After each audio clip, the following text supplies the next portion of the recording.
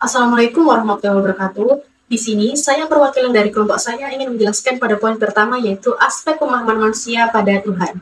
Dari awal kemunculannya, manusia selalu mencari titik tertinggi dalam hidupnya, tentang siapa yang menguasai alam, semesta, serta dirinya. Dan untuk mengungkapkannya, maka manusia mengerahkan seluruh potensi dalam dirinya untuk menemukan jawaban atas pencariannya itu. Pencarian yang dimaksud adalah pencarian terhadap kekuatan yang menguasai alam dan dirinya.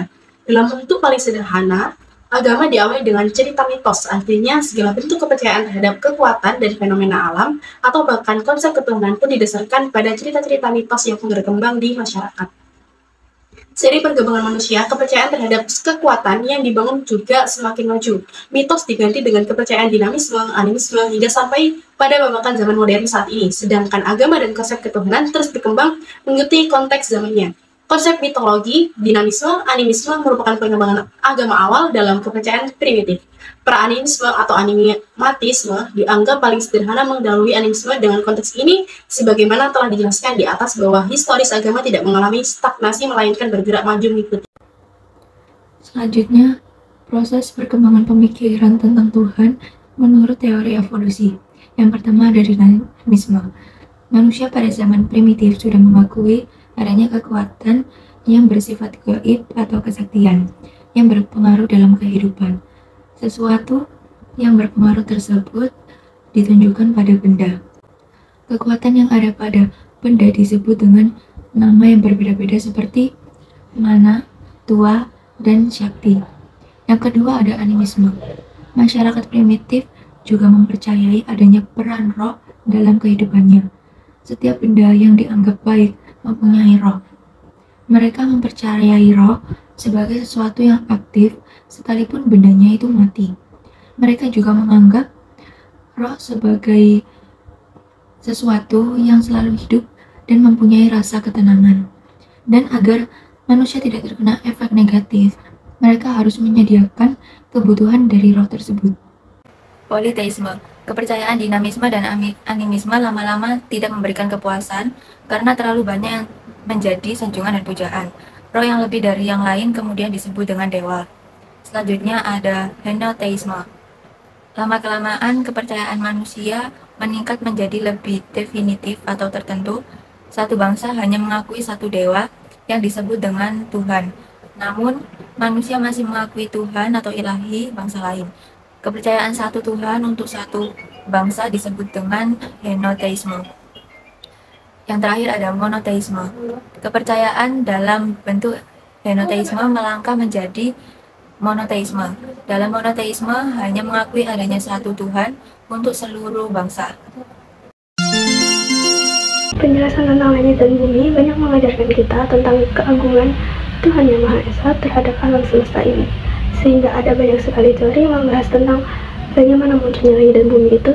Salah satu teori yang terkenal yaitu teori Big Bang. Seorang ahli fisika astronomi memberikan penjelasan mengenai fenomena yang dikenal dengan Big Bang yang menyangkut asal-usul munculnya alam semesta. Big Bang berpendapat alam semesta secara keseluruhan berasal dari nebula pasif atau nebula primer. Galaksi tercipta melalui sebuah pemisahan sekunder yang terjadi setelah adanya ledakan besar, yang kemudian bintang, planet, matahari, dan benda langit lainnya terbentuk di dalam galaksi tersebut. Quran Surah At-Talaq ayat 12 menjelaskan bahwa Allah lah yang menciptakan 7 langit dan seperti itu pula bumi. Perintah Allah berlaku padanya, agar kamu mengetahui bahwasanya Allah Maha Kuasa atas segala sesuatu dan sesungguhnya Allah ilmunya benar-benar meliputi segala sesuatu. Lihat dari penggambaran jumlah lapisan bumi pada surah At-Talaq ayat 12, keadaan bumi yang memiliki lapisan-lapisan dengan ciri-ciri berbeda memiliki sepenggal pengetahuan tersendiri bagi kehidupan di planet ini. Istilah tata surya sendiri mengacu pada kelompok planet, asteroid, dan satelit yang mengorbit pada matahari. Tata surya adalah sebagian dari alam semesta yang luas. Tata surya terletak di dalam Bima Sakti yang merupakan salah satu galaksi alam semesta. Benda gelap yang mengelilingi bintang matahari disebut planet. Para astronom menggunakan serangkaian pengamatan dan penelitian selama ribuan tahun untuk menentukan planet. Planet-planet yang ditemukan oleh para spesialis secara progresif adalah Merkurius, Venus, Bumi, Mars, Jupiter, Saturnus, Uranus, Neptunus, dan Pluto. Dan ada lebih banyak planet dari jumlah ini menurut penemuan yang lebih baru. Kesimpulan yang dapat diambil adalah terdapat pandangan yang mengindikasikan bahwa kelompok planet adalah sekumpulan benda-benda langit seperti planet, batuan angkasa, dan satelit yang bergerak mengelilingi matahari. Fakta ilmiah menunjukkan bahwa alam semesta sangat luas dan tata surya adalah bagian darinya. Gerakan benda-benda langit ini dikendalikan oleh gaya gravitasi atau antigravitasi terlepas dari massa mereka, yang dalam Al-Quran disebut sebagai Al-Uruji. Adanya klarifikasi dari Al-Quran tentang planet dan gerakan-gerakannya sebelum adanya hipotesis logis, teori tata surya juga mendukung penjelasan dalam Al-Quran sebagai kitab suci yang diturunkan langsung dari Allah Subhanahu wa Ta'ala dan dimaksudkan sebagai pedoman hidup. Kebenaran Al-Quran tidak dapat diragukan lagi. Saya akan menjelaskan fakta tentang astronomi konsep geosentris. Untuk waktu yang lama, ilmuwan Eropa meyakini bahwa bumi berada di tengah alam semesta dan segalanya termasuk matahari bergerak di sekeliling bumi. Lalu pada tahun 1609, ilmuwan Jerman Johannes Kepler menyatakan bahwa planet-planet tidak hanya bergerak mengelilingi matahari, mereka juga berputar pada sumbunya dengan kecepatan berbeda. Dan dengan pengetahuan tersebut, para ilmuwan dapat lebih memahami pengertian sistem tata surya termasuk rangkaian siang dan malam. Setelah temuan ini diyakini bahwa matahari tidak bergerak, tapi berbeda dengan Quran surat Al-Anbiya ayat 33 yang berarti, dan dialah yang telah menciptakan malam dan siang, matahari dan bulan.